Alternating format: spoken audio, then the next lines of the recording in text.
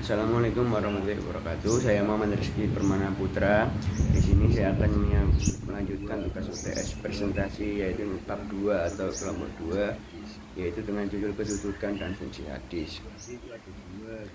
Kedudukan dan fungsi hadis itu ada dua, kedudukan dan kehujanan hadis dan fungsi-fungsi hadis. Satu, kedudukan dan kehujanan hadis. Kedudukan sebagai sumber hukum Islam kedua setelah Al-Quran, sedangkan kehujanan hadis adalah pengakuan bahwa hadis memiliki kekuatan sebagai dalil syar'i. Contohnya dari Al-Quran, dalil hadis Rasulullah, dan dalil ulama. Dalil Al-Quran merupakan fondasi hukum panduan atau referensi yang diperoleh dari ayat-ayat Al-Quran.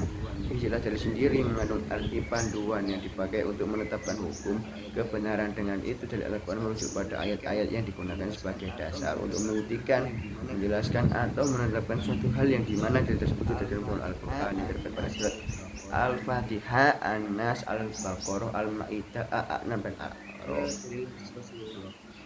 Dua, dalil hadis Rasulullah.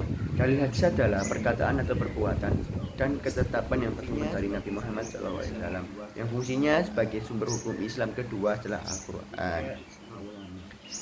Nomor 3, ijma ulama. Ulama adalah salah satu sumber hukum setelah Al-Quran dan hadis yang secara pasti.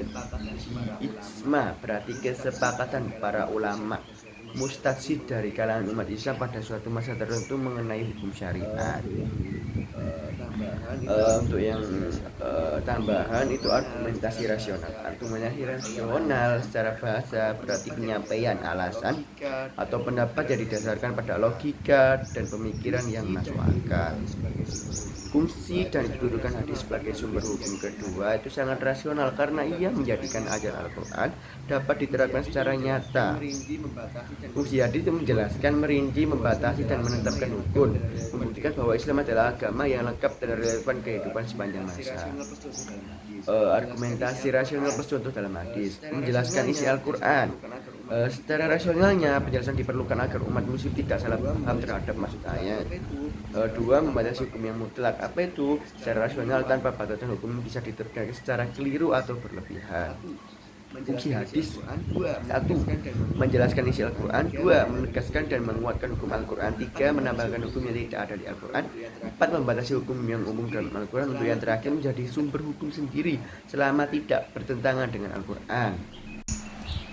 Oke, kesimpulan dari PPPT ini adalah hadis memiliki kedudukan yang sangat penting dalam Islam sebagai sumber hukum kedua setelah Al-Quran. Kehujanannya diakui karena hadis merupakan penjelas perinci dan pelengkap dari ajaran Al-Quran. Dengan demikian, hadis berfungsi menjelaskan, menegaskan, menambah, membatasi, serta menjadi sumber hukum tersendiri selama tidak bertentangan dalam Al-Quran. Sekian presentasi dari saya. Wassalamualaikum warahmatullahi wabarakatuh.